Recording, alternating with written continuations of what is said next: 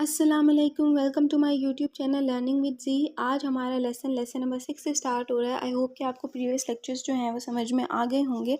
अगर कुछ भी आपको समझ में नहीं आता है, जो इम्पोर्टेंट चीज़ है वो मैंने आपको लगा है कि मैंने मिस की है, तो आप कमेंट सेक्शन में कमेंट करके मुझे याद जो है वो करा सकते हैं।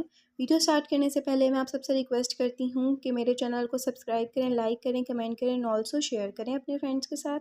तो ये वाला जो लेसन है बेसिकली विद द कोर्स है, ये लिटरेचर से रिलेटेड है। इसमें हम लोग शॉर्ट स्टोरीज़ पढ़ रहे हैं, पोइट्री पढ़ेंगे। तो ये लेसन जो है वो एडगार एलन पो के बारे में है, ठीक है। इसमें हमें जो है वो इसके राइटर की बायोग्राफी मिलती है और हमें 2 स्टोरीज़ देखने को मिलती हैं इससे रिलेटेड। यानी कि एडगार एलन पो ने जो है वो ये 2 वर्क्स लिखे होंगे जो यहाँ पे बताए गए हैं, आपके साथ शेयर किए गए हैं।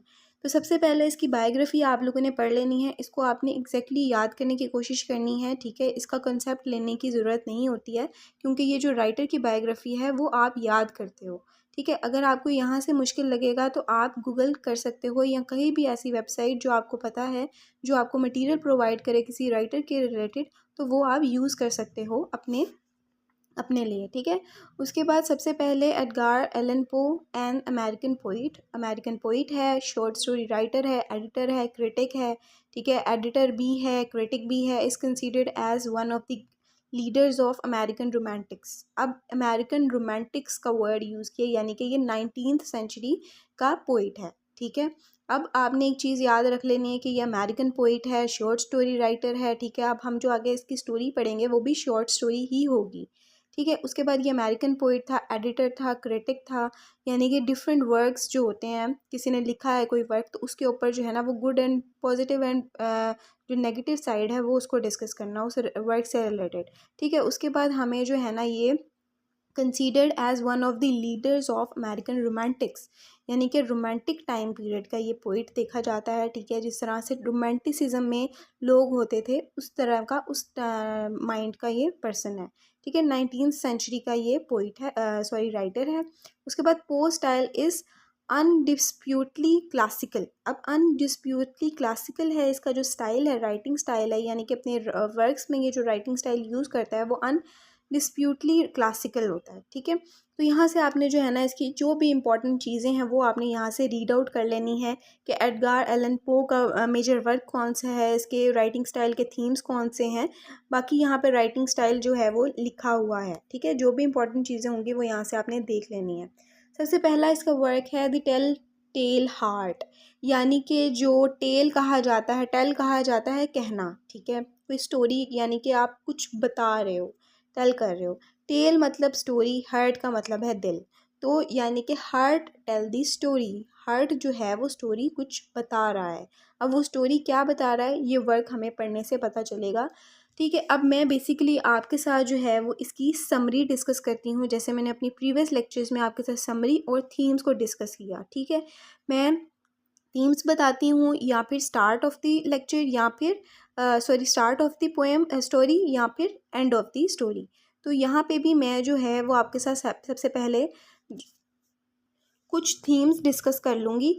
आई थिंक कि आप जब समरी बता देते हो, जब मैं आपके साथ समरी शेयर कर दूँगी, तो थीम्स मुझे एंड पे समझाने चाहिए या बताने चाहिए, क्योंकि इससे ये होता है कि जब आपने स्टोरी सुनी होती है, आपके माइंड में होती है, ठीक है, तो आप उस थीम्स को अच्छे से समझ पाओगे।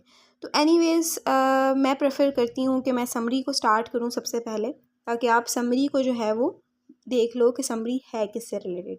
अब बेसिकली जो टेल टेल हार्ट है, ये हॉरर स्टोरी है। हॉरर मीन्स कि इसमें हमें खौफ फील होगा, जब हम इस स्टोरी को पढ़ेंगे तो हमें हॉरर फील होगा, ठीक है। अब इसमें जो है वो नरेटर अपनी स्टोरी बता रहा है, ठीक है, कि उसके साथ उसकी लाइफ का एक्सपीरियंस बता रहा है कि उसके साथ क्या चीज़ हुई थी, अपनी जो कहानी है वो सुना रहा है। हमें इस स्टोरी में 2 कैरेक्टर्स मिलते हैं, एक होता है ओल्ड मैन और एक होता है सर्वेंट, ठीक है। यानी कि ओल्ड मैन का सर्वेंट होता है, ये 2 कैरेक्टर्स हमें देखने को मिलते हैं, ठीक है। अब इसमें होता क्या है कि बेसिकली जो ओल्ड मैन है वो बहुत ज़्यादा बूढ़ा है, ठीक है, और वो उसका जो सर्वेंट है वो बहुत ज़्यादा यंग है, ठीक है। तो ओल्ड मैन और यंग मैन का भी इसमें जो है वो कैरेक्टर आप बता सकते हो, या जो यंग मैन है वो उसका सर्वेंट है बेसिकली। अब इसमें जो है वो हमें एक पर्सन की, जो ओल्ड मैन है, सॉरी जो यंग मैन है, जो उसका सर्वेंट है ओल्ड मैन का, उसकी हमें मेंटल हेल्थ जो है ना वो डिस्टर्ब लग रही है, जिसकी वजह से वो कुछ ऐसी चीज़ करता है स्टोरी में जिसकी वजह से उसको एंड में गिल्ट फील करना पड़ता है या क्राइम को एक्सेप्ट करना पड़ता है, एडमिट करना पड़ता है। तो बेसिकली होता क्या है कि जो सर्वेंट है यानी कि जो यंग मैन है, वो उसकी कोई दुश्मनी नहीं है अपने जो है ना ओल्ड मैन के साथ, लेकिन बस उसको जो है उसकी जो वल्चर आई है, यानी कि उसकी ब्लू आइज़ होती हैं, पेल ब्लू आइज़ होती हैं, उसको जो है वो ब्लू पेल आइज़ को कंपेयर किया गया है वल्चर आई के साथ, यानी कि गिद्ध की जो आइज़ होती हैं उसके साथ जो है ना नरेटर कंपेयर कर रहा है उसको उसकी आइज़ के साथ, कि वो उसको जो है वो पसंद नहीं आती हैं उस ओल्ड मैन की, ठीक है। उसकी आइज़ पसंद ना होने की वजह से वो उसको इस स्टोरी में कत्ल कर देता है, ठीक है। तो ये तो हो गया जो आपका यानी कि थोड़ा सा इंट्रोडक्शन, ठीक है।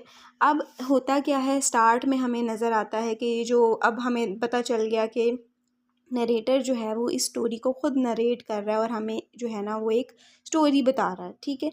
तो अब स्टोरी बता रहा है और वो ये राइटिंग कर रहा है और हमें बता रहा है कि मेरा जो ओल्ड मैन है उसके साथ कोई दुश्मनी नहीं है, ठीक है। इस चीज़ से हमें ये नज़र आ रहा है कि वो मेंटली जो है वो ठीक नहीं है, ठीक है। मेंटली उसकी हेल्थ बिल्कुल ठीक नहीं है, इसी वजह से उसने ये चीज़ की है स्टोरी में, ठीक है। अब वो उसको जो है वो मार देता है बिकॉज ऑफ वल्चर आई, क्योंकि उसको वो उसकी जो पेल ब्लू आइज़ हैं वो पसंद नहीं होती हैं, जिसको उसने कंपेयर किया है वल्चर आई के साथ, ठीक है।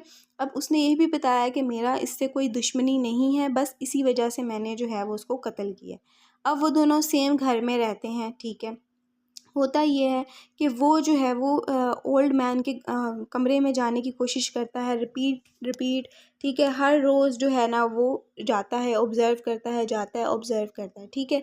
जब उसका एक चीज़ ये दिखाई जाती है स्टोरी में कि जब वो जाता रहता है, ऑब्ज़र्व करता है उसके रूम में जाके, ठीक है, यानी कि वो रिहर्सल कर रहा है अब उस चीज़ की कि मैंने इसको कत्ल करना है और मैं किस तरह से कत्ल करूँगा, मैं इस तरह से एंटर होऊंगा और मैं जो है वो इस तरह से कत्ल करूँगा, यानी कि वो अपनी प्रैक्टिस कर रहा है अपने माइंड में इस चीज़ की, ठीक है। तो बेसिकली यहाँ पे ये दिखाया जाता है कि आपको टाइम का दिखाया जाता है कि टाइम का जो क्लॉक है वो टिक टिक बहुत ज़ोर से कर रही है, दैट मीन्स कि जो ओल्ड मैन का टाइम है मरने का वो बहुत ज़्यादा करीब है।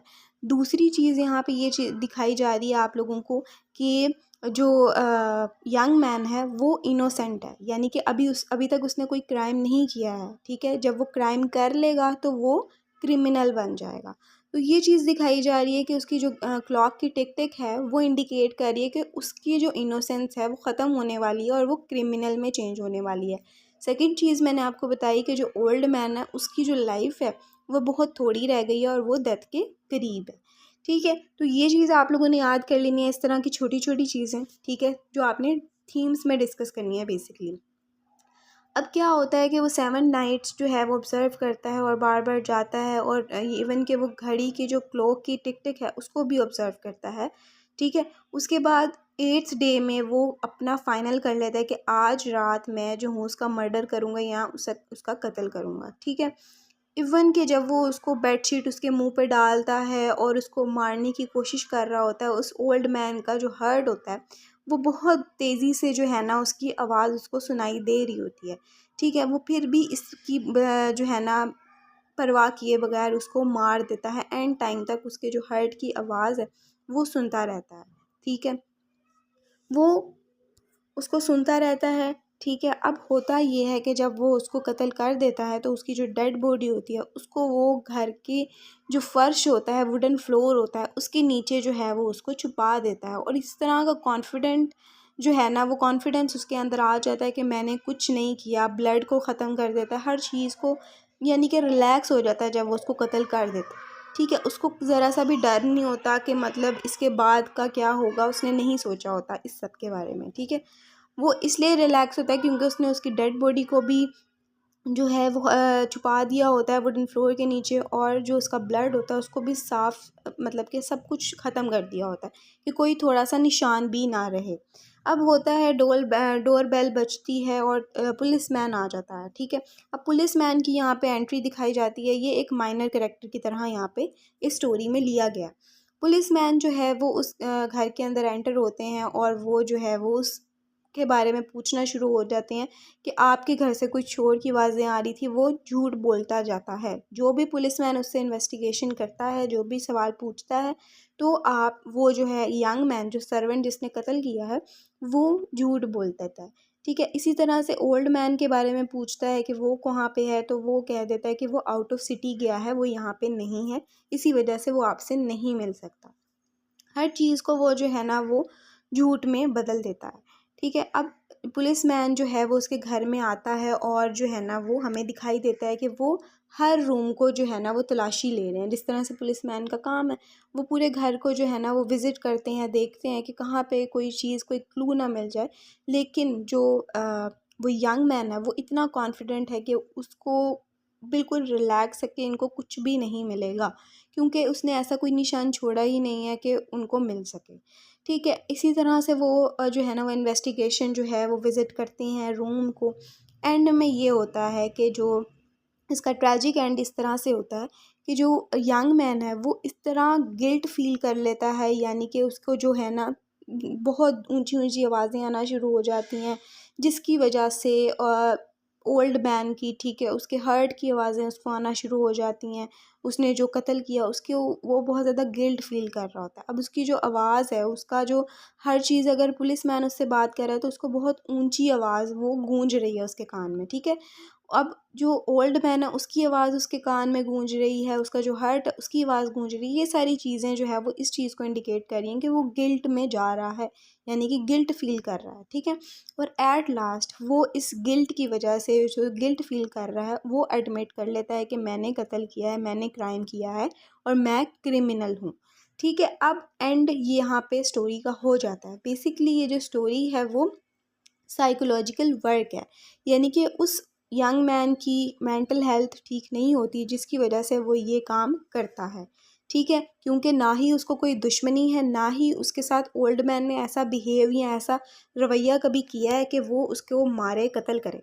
ठीक है, तो ये स्टोरी जो है वो बेसिकली साइकोलॉजिकल वर्क है। इसमें हमें थीम मिलता है गिल्ट का, ठीक है, हमें क्राइम का मिलता है, ठीक है, बहुत सारे थीम।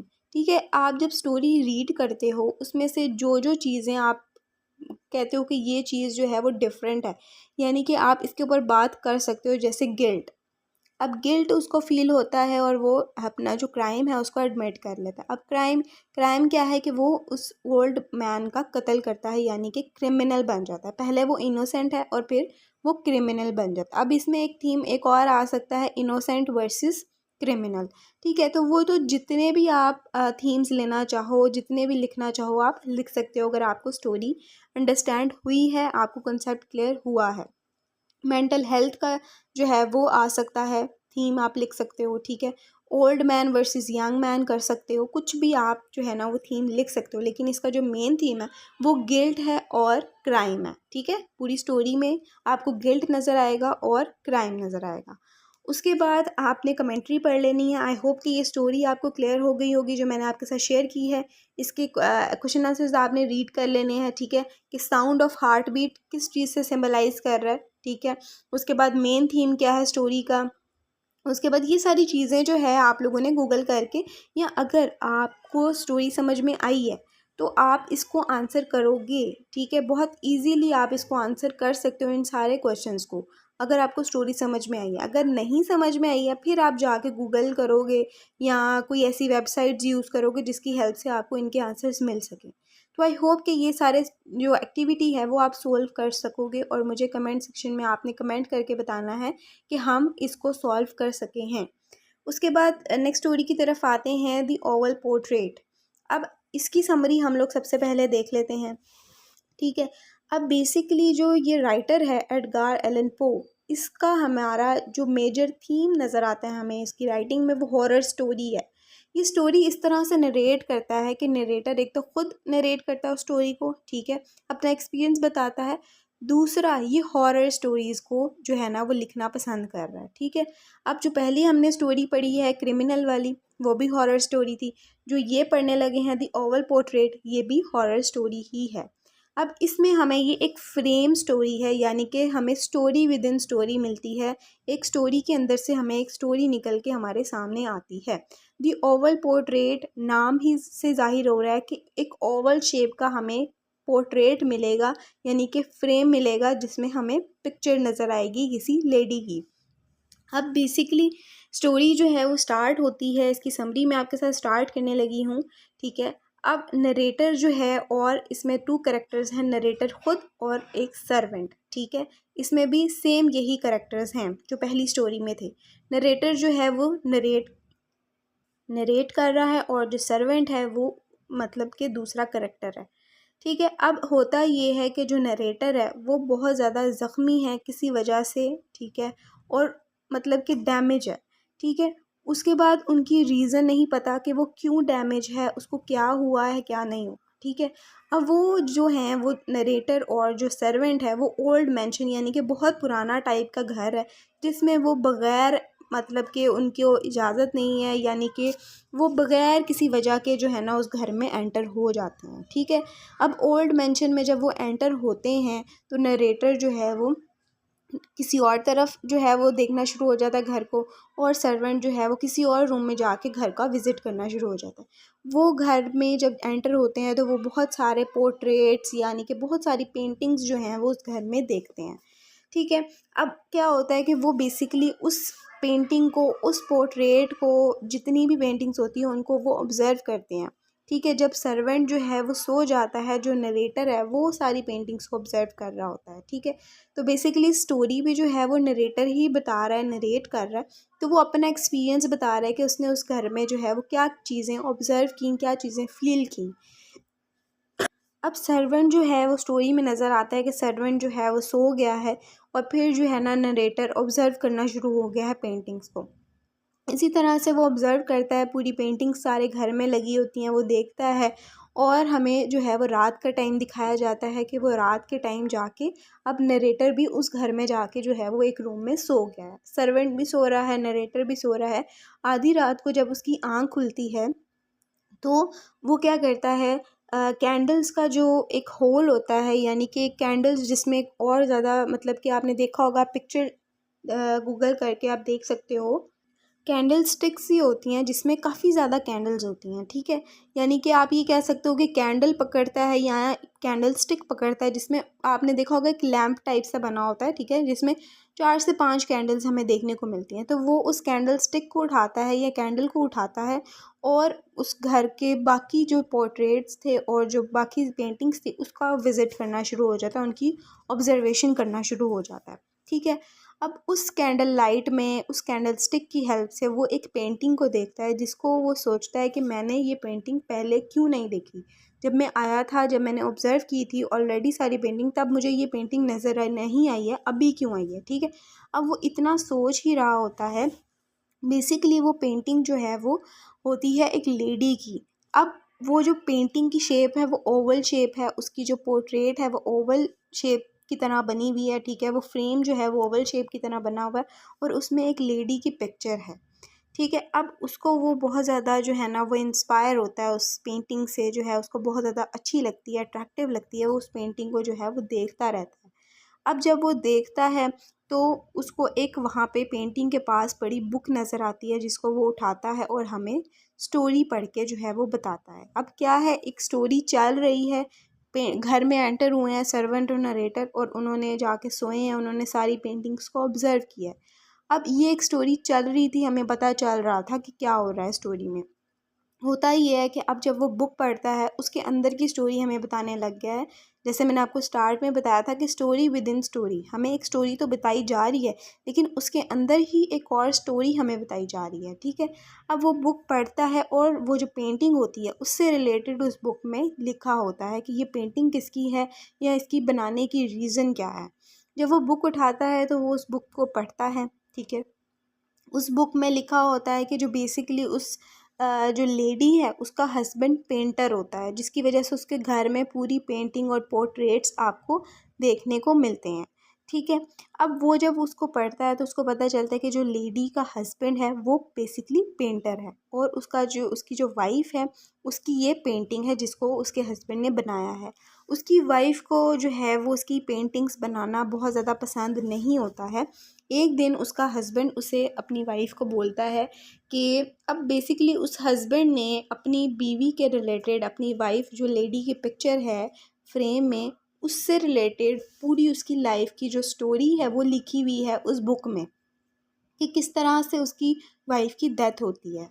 तो वो बताता है कि आप जब बुक में पढ़ता है वो जो नरेटर है वो बताता है कि जी अब हुआ क्या है कि स्टोरी में एक दिन उसका हस्बैंड उसको कहता है कि तुम्हारी मैं जो है ना वो पिक्चर बनाना चाहता हूँ, यानी कि पिक्चर को पेंट करना चाहता हूँ। तो उसकी वाइफ उसके सामने बैठ जाती है, वो उसको बिठा लेता है अपने सामने, ठीक है। अब वो उसकी पिक्चर जो है वो बनाता है। अब इस तरह से नहीं है कि पेंटर जो है वो एक दिन में या 4 घंटों में 5 घंटों में जो है ना किसी पर्सन की पेंटिंग को मुकम्मल कर सके, नहीं।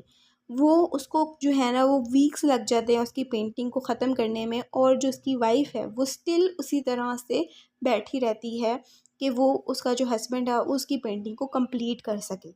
ना वो कुछ खाती है, ना वो कुछ पीती है, ना वो एनवायरनमेंट को ऑब्ज़र्व करती है। यानी कि जब आप कुछ कर ही नहीं रहे, ना आप हिल रहे हो, ना आप कुछ खा रहे हो, तो वो दिन ब दिन जो है ना वो डे बाय डे वीक होती हुई दिखाई देती है हमें, ठीक है। वो जब वीक हो जाती है तो ऑब्वियस सी बात है, ना वो कुछ खा रही है, ना वो कुछ पी रही है, उसकी डेथ हो जाती है। अब जब उसकी पेंटिंग जो है वो कंप्लीट होती है उसके हस्बैंड की, तो वो देखता है कि उसकी वाइफ की डेथ हो चुकी है, और यहाँ ही स्टोरी जो बुक है स्टोरी उसकी एंड हो जाता है, और जो दूसरी स्टोरी चल रही थी उसका भी एंड हो जाता है।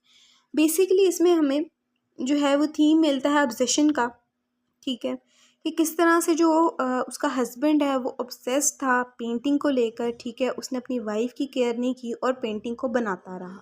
उसके बाद हमें सेक्रीफाइस का मिलता है, ठीक है, कि वाइफ ने जो है वो बग़ैर सोचे समझे कुछ भी नहीं सोचा और अपने आप को सेक्रीफाइस कर दिया बिकॉज़ ऑफ पेंटिंग। अब पेंटिंग एंड लाइफ का मिलता है, हमें पेंटिंग्स दिखाई देती हैं पूरे जिस स्टोरी में, ठीक है।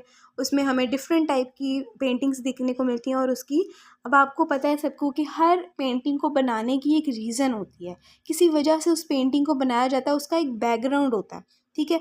वो हमें देखने को मिलता है, वो सिर्फ पेंटर जो बनाता है उस पेंटिंग को वही जानता है। जिस तरह से एक लेडी को बनाने का एक बैकग्राउंड था, एक मकसद था, एक रीज़न थी, जो हमें उस बुक की स्टोरी को पढ़ के पता चला।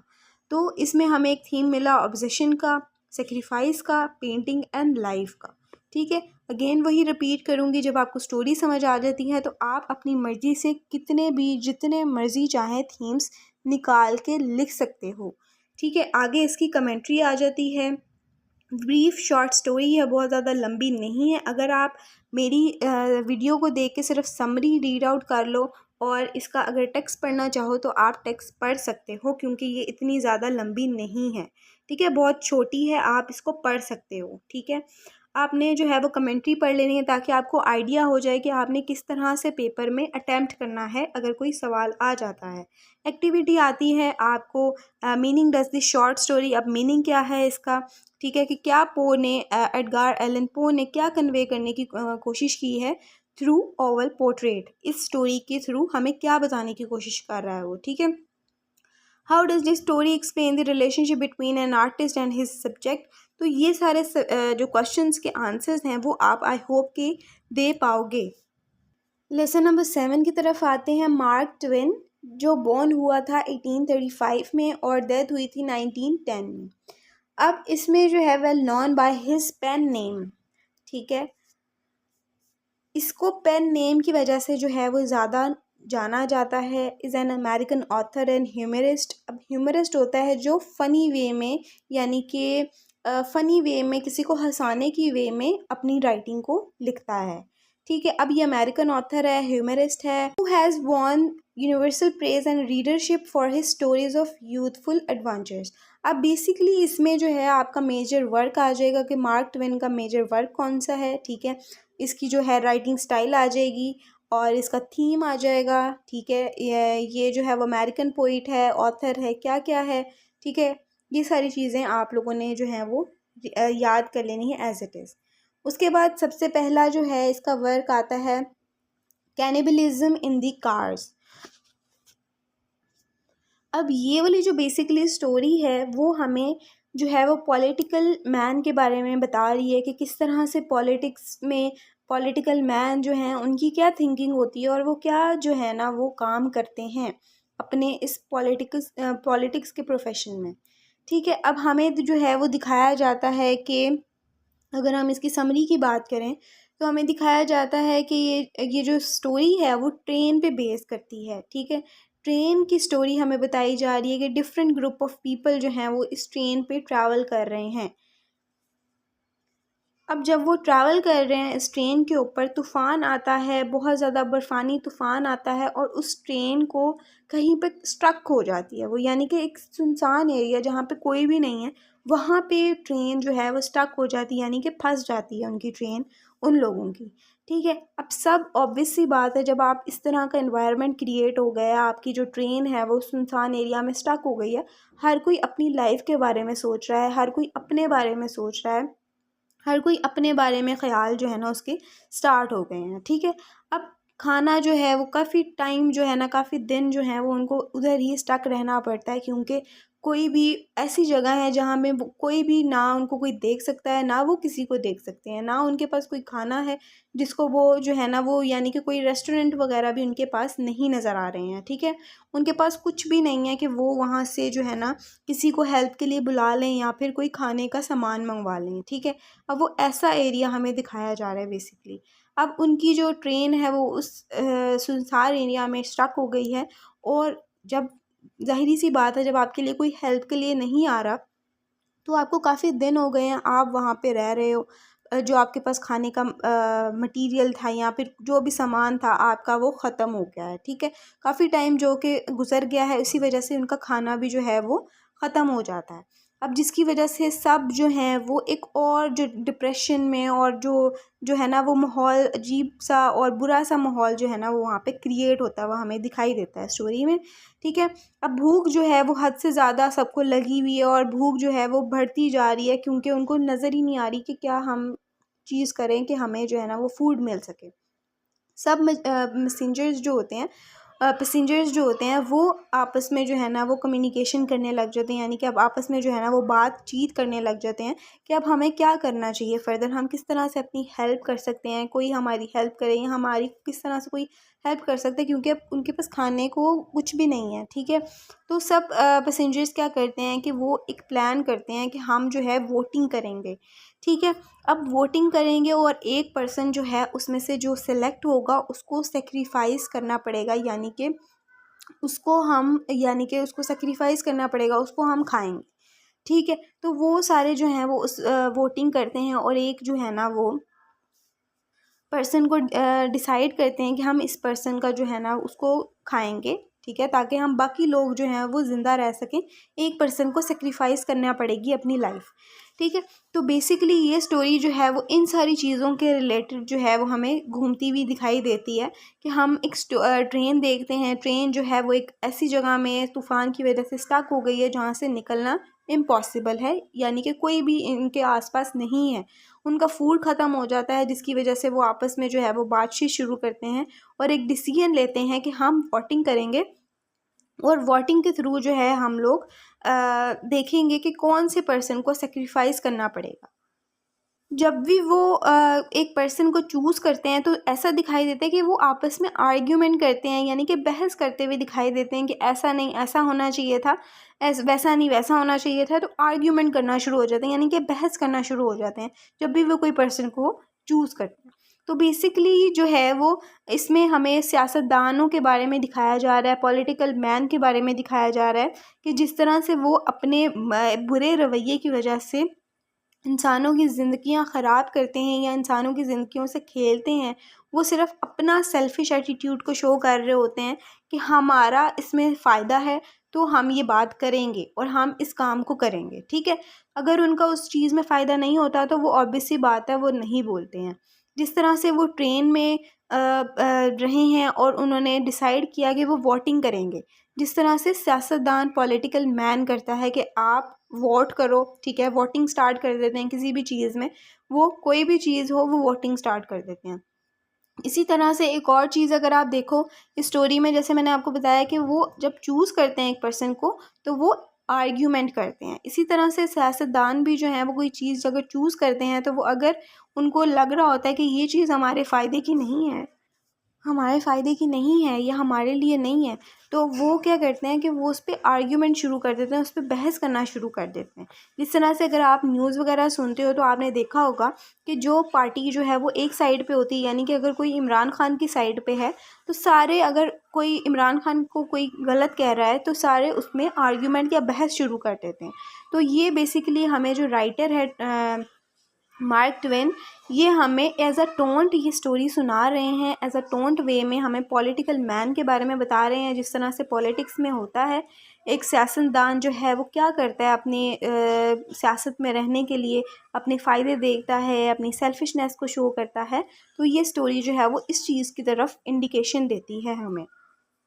अब इस स्टोरी में हमें जो है ना एक एज अ फ़नी वे नज़र आता है राइटर का, कि जैसे मैंने बताया कि वो ह्यूमरस्ट राइटर है। जो मार्क ट्वेन है वो ह्यूमरस्ट राइटर है, कि वो फ़नी वे में, मजाक की वे में जो है ना इस राइटिंग को लिखता है, ताकि वो पॉलिटिक्स का जो पर्सन है उसको हाईलाइट कर सके कि वो कैसे अपने एडवांटेजेस को सिर्फ देख रहे होते हैं।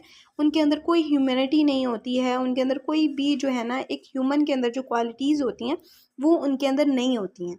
तो जिस तरह से उन्होंने कहा है कि हम वोटिंग करेंगे और हम जो है ना एक पर्सन को सेक्रीफाइस करना पड़ेगा, और वो बगैर सोचे समझे उसको सेक्रीफाइस करते हैं, ठीक है, ताकि जो है ना दूसरे पर्सन ज़िंदा रह सकें। तो ये सारी चीज़ें जो हैं वो हमें इंडिकेशन देती हैं बेसिकली पॉलिटिकल पर्सन्स के बारे में। इसको आप यहाँ पे सारी स्टोरी, ये बहुत ज़्यादा लंबी है, इसको आप नहीं पढ़ सकते हो, तो आपने इसकी जो है ना समरी जो मैंने आपके साथ शेयर की है वो आप लोगों ने, इसका क्रिटिकल एनालिसिस भी एक तरह से मैंने आपके साथ शेयर किया है, ठीक है, और जो है ना इसकी समरी भी आपके साथ शॉर्ट वर्डिंग में शेयर की है। आई होप कि यहाँ तक आपको जो है ना सारी स्टोरीज समझ में आ गई होंगी। उसके बाद इसके क्वेश्चंस आते हैं, ठीक है, इसका मेजर थीम क्या है।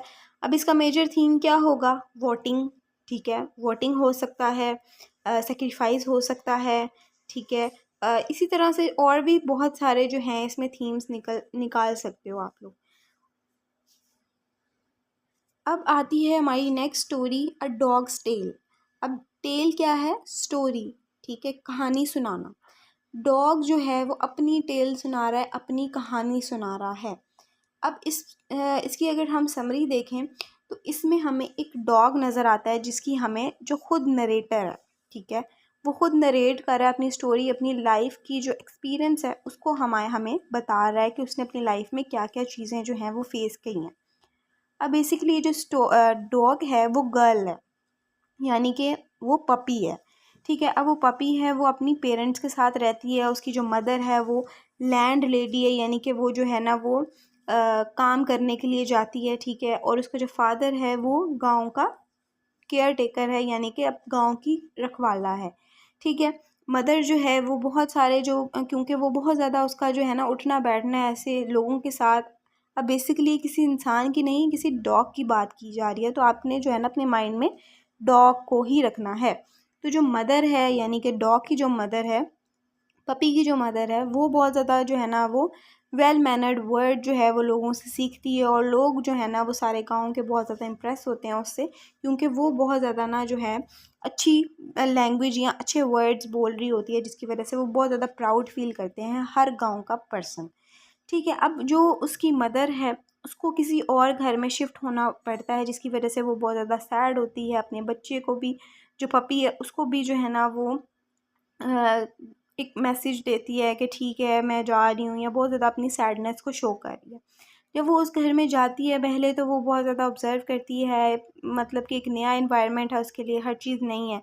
तो जब वो आहिस्ता-आहिस्ता उस घर में रहती है तो वो सैटिस्फ़ाई हो जाती है उस एनवायरनमेंट से, क्योंकि हर कोई जो है ना उस घर में रहने वाला, ह्यूमन्स यानी कि उस घर में जो भी रहता है वो उसके साथ बहुत ज़्यादा प्यार करता है। अगर कोई बाप है, बेटी है, बहू है, बेटा है, मतलब हर जितने भी लोग उस घर में रहते हैं वो उस घर में उससे, उस पपी से प्यार करते हैं, ठीक है। अब एक दिन एक स्ट्रेंज चीज़ होती है कि उस घर का जो मालिक है, यानी कि ओनर है हाउस का, उसके घर बेटा होता है, ठीक है। अब जो बेटा होता है, सारे घर वाले जो हैं वो कहीं बाहर गए होते हैं, तो उसके जो, जहाँ पे एक झूला टाइप होता है एक बच्चे को जहाँ पे लिटाया जाता है, बेबी कॉट जिसको कहते हैं, उसमें बेबी को लिटाया होता है उन्होंने, न्यू बॉर्न को, और वहाँ पे जो है वो आग लग जाती है।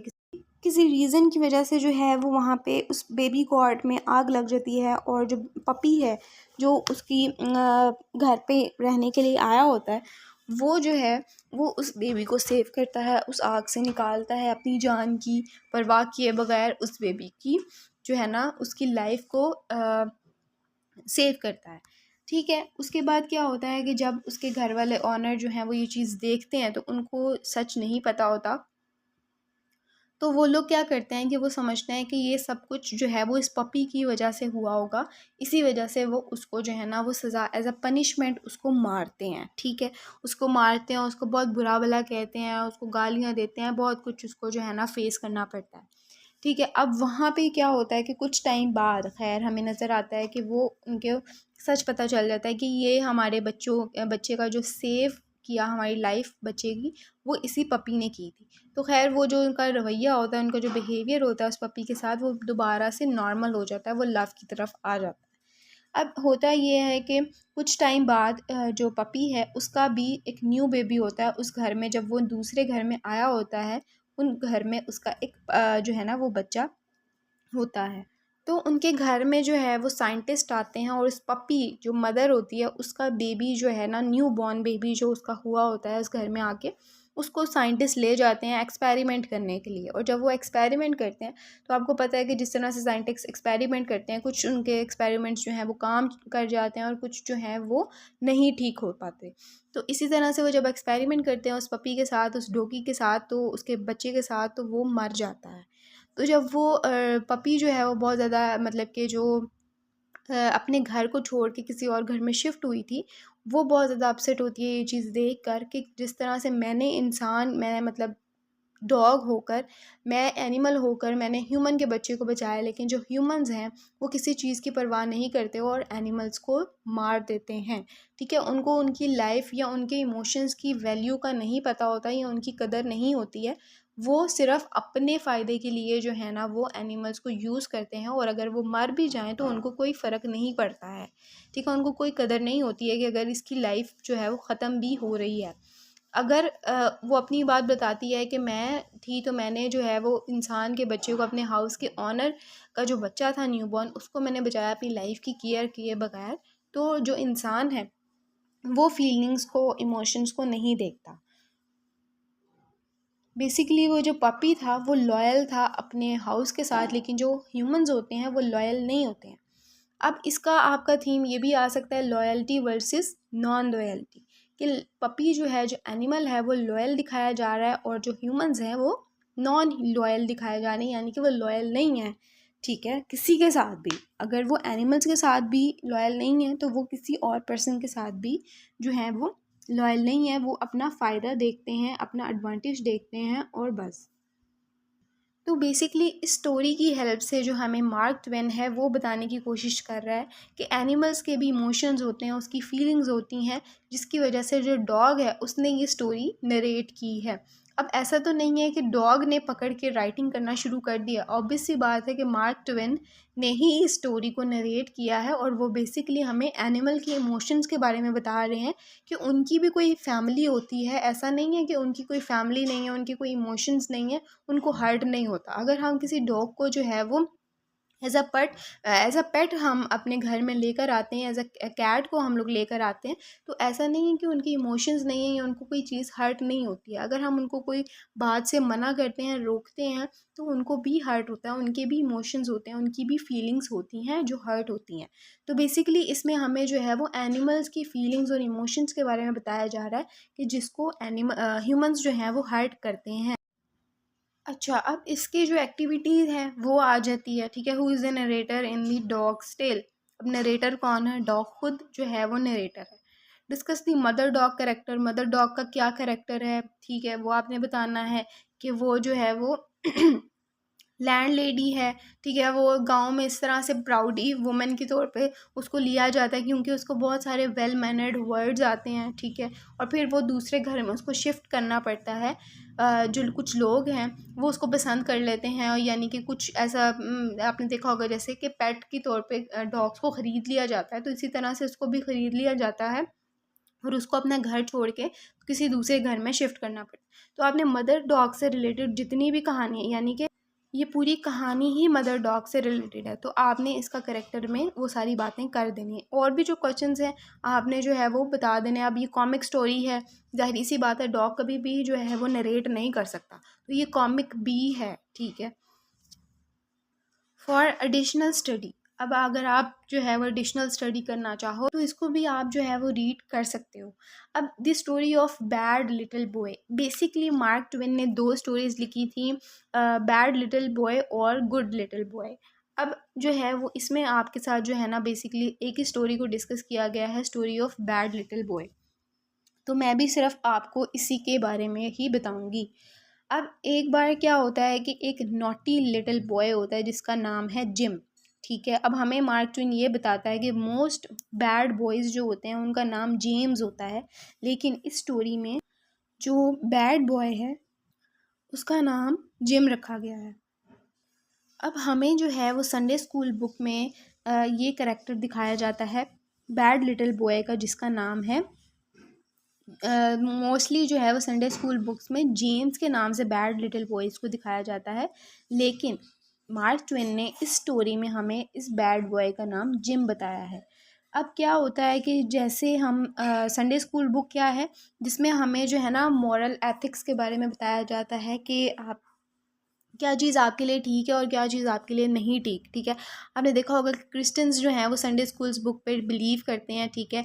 वो जो है ना वो चर्च वगैरह में जाते हैं और फिर जो है ना वो एक एज अ मैसेज उनको उस संडे स्कूल बुक में एज अ मैसेज उनको जो है ना वो दिखाई जाती हैं चीज़ें कि आपके लिए ठीक है और ये चीज़ ठीक नहीं है, ठीक है। उसको हर संडे में क्रिश्चियंस को एज अ हर संडे में जब वो जाते हैं चर्च में तो उनको एक मैसेज दिया जाता है अपनी लाइफ से रिलेटेड कि आप किस तरह से एक अच्छा इंसान बन सकते हो, ठीक है। मॉरल और एथिक वैल्यूज़ के बारे में यानी कि बताया जाता है। तो जो संडे स्कूल बुक है वो भी एक मॉरल और एथिक बुक है जिसमें हमें गुड और अच्छी चीज़ों के गुड और बुरी चीज़ों के बारे में जो है ना वो बताया जाता है। तो हम जो है वो मार्क ट्वेन बताते हैं कि जो संडे स्कूल बुक में है उसमें हमें दिखाया जाता है कि जो बैड लिटिल बॉय है यानी कि जो बुरा इंसान होता है उसका ट्रेजिक एंड होता है, ठीक है। उसके साथ कोई बुरा एंड होता है यानी कि वो मर जाता है या फिर उसकी जो एंडिंग है लाइफ की वो अच्छी नहीं होती है, ठीक है। लेकिन जो ये स्टोरी मार्क ट्वेन हमें बताता है वो बेसिकली हमें संडे स्कूल बुक यानी कि एक बुरा इंसान है उसकी ऑपोजिट चीज़ें बताता है, ठीक है। कि वो बुरी चीज़ें तो करता है, ठीक है। एक इंसान है जो बहुत बुरा है वो ऑब्वियसली बुरे चीज़ें करेगा लेकिन उसके साथ बुरा नहीं होगा इन रिटर्न, ठीक है। लेकिन संडे स्कूल बुक क्या हमें बताती है कि कोई बुरा इंसान है तो उसके साथ इन रिटर्न भी बुरा ही होना है, लेकिन स्टोरी हमें ये बताती है कि ऐसा नहीं है, इससे ऑपोजिट भी हो सकता है। तो हमें क्या दिखाया जाता है कि जो ये जिम है वो नोटी बॉय है और अपनी जो लाइफ है वो अच्छे से स्पेंड नहीं कर रहा है, यानी कि बैड थिंग्स को चूज़ करके उन्हीं पे जो है ना उसका फोकस है, ठीक है। उसकी जो हमें जो है वो दिखाया जाता है कि संडे स्कूल बुक में जो उसकी मदर होती है नोटी यानी कि little boy bad little boy की वो नोटी सिक होती है, लेकिन जो इसकी रियल में मदर है वो हेल्दी है, वो सिक नहीं है, ठीक है। अब बैड लिटिल बॉय की जो मदर है वो हमें हेल्दी दिखाई जाती है और वो इसकी केयर भी नहीं करती है। जैसे मदर्स होती हैं वो केयर करती हैं अपने बच्चों की, वो अपने बच्चे की जिम की केयर नहीं करती है। यानी कि दिखाया जाता है कि वो जब आपने देखा होगा जब बच्चा जो है वो सो रहा होता है तो मदर जो है वो कोई सॉन्ग उसको यानी कि कोई लोरी उसको सुना रही होती हैं। तो इस तरह का भी सीन नहीं है कि वो जेम की मदर जो है वो उसको कोई स्वीट सॉन्ग सुनाए और या फिर उसकी हेड पे किस करे, उसको गुड नाइट बोले, उसके साथ बहुत स्वीटली बात करने की कोशिश करे, ऐसा नहीं है। ये सिर्फ जो स्टोरी है वो स्टोरी में ही रहता है, इस तरह की उसकी मदर नहीं है, उसकी केयर भी नहीं करती है, उसको प्यार भी नहीं करती है और वो हेल्दी है। अब हमें क्या दिखाया जाता है कि अगेन मैं आपको रिपीट करूँगी, जो बुक है उसमें हमें दिखाया जाता है people who are wrong they feel guilty and apology for it. जो लोग गलत चीज़ करते हैं वो एंड में गिल्टी फील करते हैं और अपॉलजी करते हैं, यानी कि सॉरी कर देते हैं, एक्सक्यूज़ कर देते हैं उस चीज़ से रिलेटेड, ठीक है। लेकिन जो जिम है वो ऐसा नहीं करता, वो कभी भी अपॉलजी नहीं करता, वो कभी भी उसको गिल्ट फील नहीं होता है। एक दफ़ा क्या होता है, इसकी एग्जांपल अगर मैं आपको दूं कि उसको गिल्ट और अपॉलजी वो नहीं करता, इसकी एग्जांपल इस तरह से आप लिख सकते हो कि एक दिन जो जिम है वो अपनी मदर की जो रिंग है उसको, डायमंड रिंग को स्टोल कर लेता है, यानी कि उसको चुरा लेता है और उसको रिप्लेस कर देता है एक स्टोन के साथ, यानी कि डायमंड को वो रिप्लेस कर देता है एक स्टोन के साथ। जब उसकी मदर नोटिस करती है और जब वो उसको पता चलता है कि ये इसने जो है वो रिप्लेस किया है, तो जो जिम है वो फील नहीं करता गिल्टी और ना ही अपॉलॉजी करता है, बल्कि इस बात पर हंसता है, और जिसकी वजह से उसकी माँ उसको मारती है, ठीक है, उसके हंसने पे उसको मारती है। अब उसने बुरा चीज़ की, बुरा काम किया और उसने अपॉलॉजी नहीं की, उसको गिल्ट फील नहीं हुआ, बल्कि वो हंसा इस चीज़ पे, ठीक है। और एक दफ़ा क्या होता है कि जो जिम है वो दिखाई देता है कि वो जो है वो एक दरख्त पर चढ़ रहा है एप्पल को चुराने के लिए, यानी कि एप्पल्स को उतारने के लिए वो उस दरख्त पर चढ़ रहा है, लेकिन वो गिरता नहीं है। वो उस जो है उसको कुछ भी हर्ट नहीं होता है, यानी कि वो गिरा ही नहीं है तो उसको हर्ट नहीं होगा, ठीक है। लेकिन जो बुक में हमें दिखाया जाता है कि जो अगर बैड लिटिल बॉय है, वो जब कोई चीज़ चुराने के लिए जाता है तो वो दरख्त से गिर जाता है, जिसकी वजह से उसे बहुत ज़्यादा हर्ट होता है। लेकिन मार्क ट्वेन ने हमें ये बताया कि वो हर्ट नहीं होता, वो गिरता नहीं है। इसी तरह से एक दफ़ा जो डॉग है वो उस पर अटैक करता है, लेकिन वो अपने आप को बचा लेता है उस डॉग से, ठीक है। अब ये सारी चीज़ें हमें इनकी जो डिफरेंट स्टोरी है बैड लिटिल बॉय की वो यहाँ पे जो है ना जाती है कि क्या चीज़ें जो है ना बैड लिटिल बॉय करता है, लेकिन उसके साथ एक भी टाइम जो है वो बुरा बिहेव या बुरी चीज़ उसके सामने नहीं आती है, यानी कि अगर वो बुरा बिहेव कर रहा है तो उसके सामने बुरी चीज़ नहीं आएगी, जिस तरह से संडे स्कूल बुक में बताया जाता है। तो ये एक तरह से जो है ना मार्क ट्वेन हमें नज़र आता है कि संडे स्कूल बुक को क्रिटिसाइज़ कर रहे हैं कि ज़रूरी नहीं है कि जो वो संडे स्कूल बुक में लिखा है वो ठीक है, ठीक है। एज अ टोन्ड या एज अ फ़नी वे में जो है ना, ह्यूमरिस्ट वे में उसको जो है ना वो हमें दिखाई देते हैं कि वो संडे स्कूल बुक को हाईलाइट कर रहे हैं या क्रिटिसाइज़ कर रहे हैं।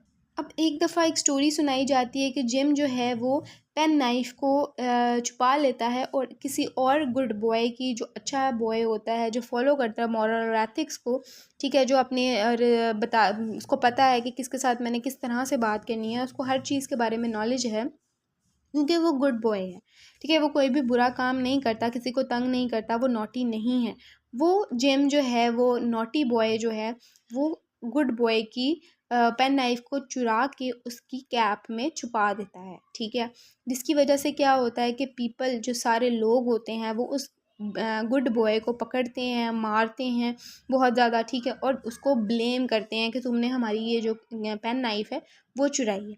जिम क्या करता है कि ये चीज़ जो है वो फ़नी है और वो वहाँ पे भी हंस रहा होता है, ठीक है। जहाँ पे उसको ना नहीं हंसना चाहिए, उसे गिल्ट करना चाहिए, उसे अपॉलोजी करनी चाहिए, वो वहाँ पे भी हंस रहा होता है, ठीक है, कि उसको गुड बॉय को जो है वो मार रहे हैं सब लोग और उसको जो है वो बुरा भला कह रहे हैं, उसको ये फ़नी लग रहा होता है।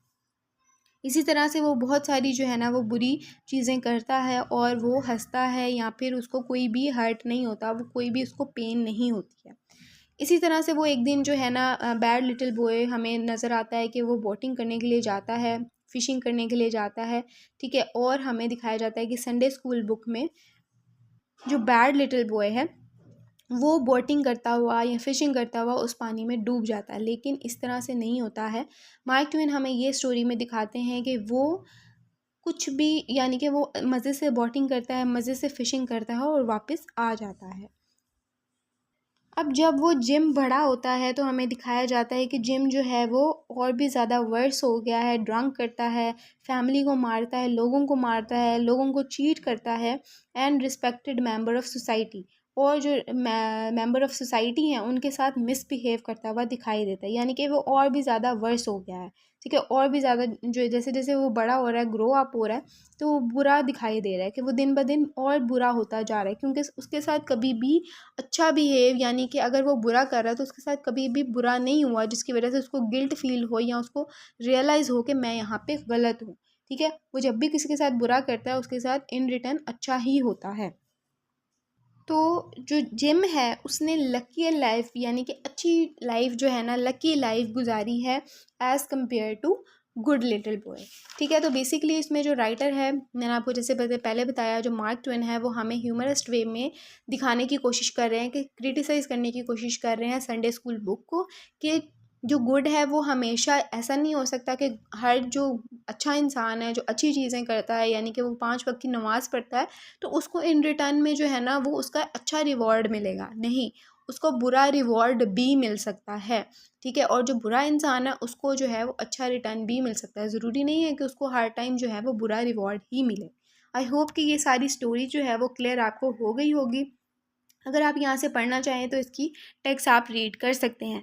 कमेंट्री आप लोगों ने पढ़ लेनी है। ठीक है, इसमें आपको जो है ना इजी वे में यानी कि स्टोरी आपको बताई जाएगी इन शॉर्ट करके। एक्टिविटी आपने कर लेनी है, मेन आइडिया क्या है। ठीक है, ये सारी चीज़ें आपको आई थिंक क्लियर हो गई होंगी। अगर कुछ चीज़ आपको क्लियर नहीं होती है तो आप लोगों ने कमेंट करना है, ताकि मैं उस पर डिटेल लेक्चर बना सकूँ और आपको अच्छे से एक्सप्लेन कर सकूँ। आज के लिए इतना ही, मिलते हैं अपनी नेक्स्ट वीडियो में इंशाल्लाह। अल्लाह हाफ़िज़।